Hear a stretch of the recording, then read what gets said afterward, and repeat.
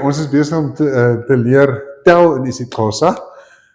Die liedjie wat ons gebruik om van 1 tot 7 te tel, gaan so.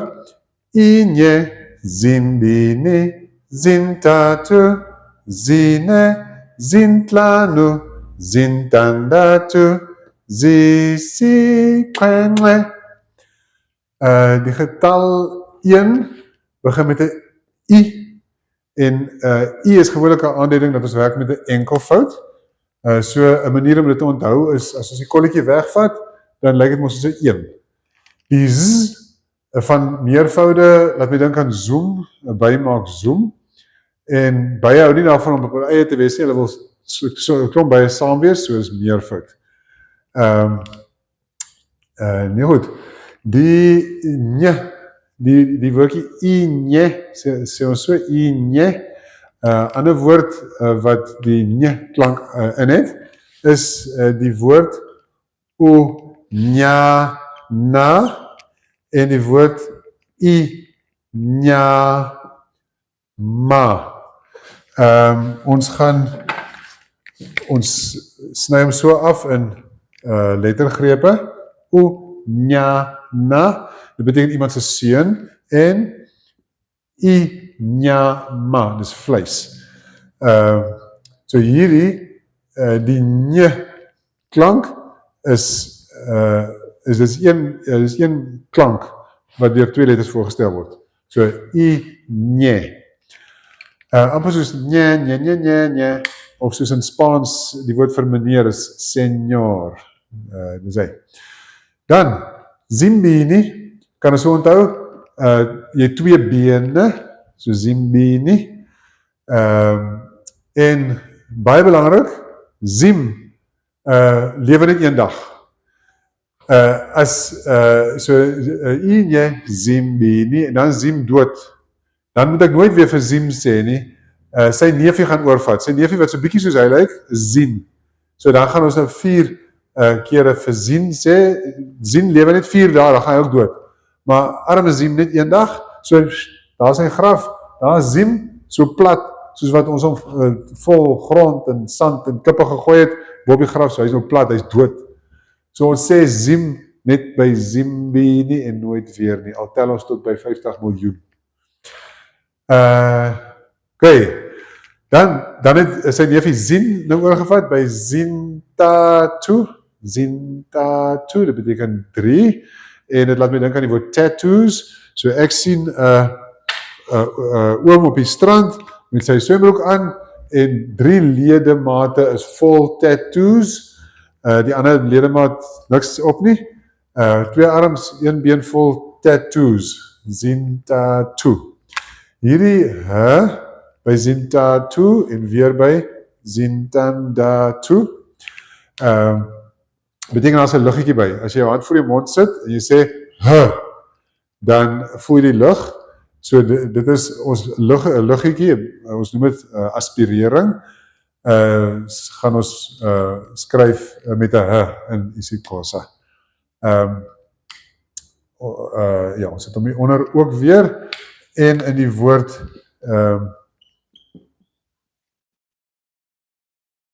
isiXhosa, daar is ons ook 'n omdat die klank geaspireer is. Net soos die van zisixhenxe, wat 7 beteken. Ons is nou by hom. So zintatu is 3, zine is 4, die storieetjie wat ons oor hom maak is maar net, is 4 klankies, zine, 4 klanke, hy begin nog steeds met zin, dan zintlanu, beteken 5. Papa en mama sê, ons is klaar nou met ons 5 kinders, as ons nou nog 'n 6de babietjie moet kry, en die word groot, dan gaan ons kom nie meer groot genoeg wees vir die 5 kinders en die hond en die bagasie nie, vir die 6 kinders nie, so 5 kinders, ons is klaar nou, sê papa en mama, zintlanu, nou, maar dit is nie 'n k vir klaar nou nie, dit is baie belangrik, en dit kan, ons Afrikaans sprekendes kan dit baie maklik verkeerd hoor en sê, dis hoekom, ons moet onthou, dit is moontlik om zintlanu te sê, dit is moontlik om Zintlano te skryf. Net soos wat dit moontlik is om Intloko te skryf. So, moontlik het 'n ntl, net soos wat Intloko ntl het. Daar is nie 'n klok in my kop nie. Daar is ook nie 'n klok in my Intloko nie, want dit is wat kop beteken. So, ons gaan nie hier 'n k skryf om klok te kan maak nie. So moet ons onthou dat dit 'n t is. Ntl. Ons sê dit is moontlik om Intloko te sê. Dit is ook moontlik om Zintlano te sê. Dus jy moet weet om dit 'n bietjie te oefen. Dan, nommer 6, Zintandatu. En dit klink vir my soos tande, Zintandatu. En toe ek 6 was, in graad R, graad 1, het ek 6 tande gewissel. So onthou som. Dan kom ons by Zisiqene. So na 4 dae is neefie Zin is nou dood en ons hom ook begrawe daar saam met Zim, wat ons net hoeveel dae? 1 dag gelewe het. En so ons het hierso vir die hulle ander neefie se naam is Zisi en nou gaan hy oorvat vir net vir 2 dae. So nommer 7 is 'n storieetjie is bietjie meer ingewikkeld, maar hy's belangrik. Zisiqene.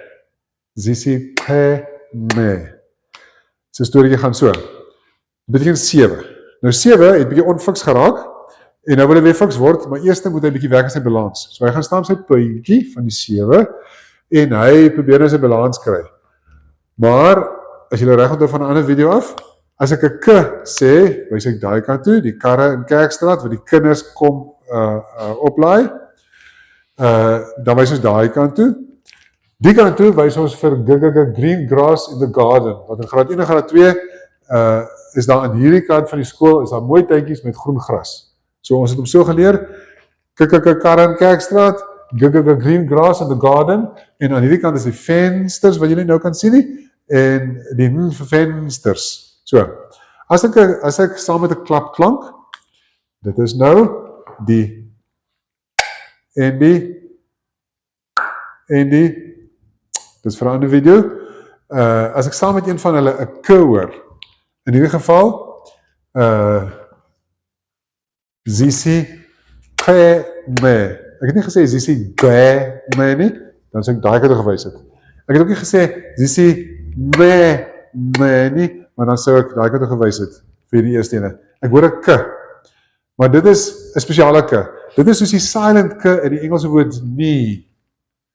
Maar hy is nie silent nie, ons hoor hom, maar ons sien hom nie, so hy is 'n invisible k.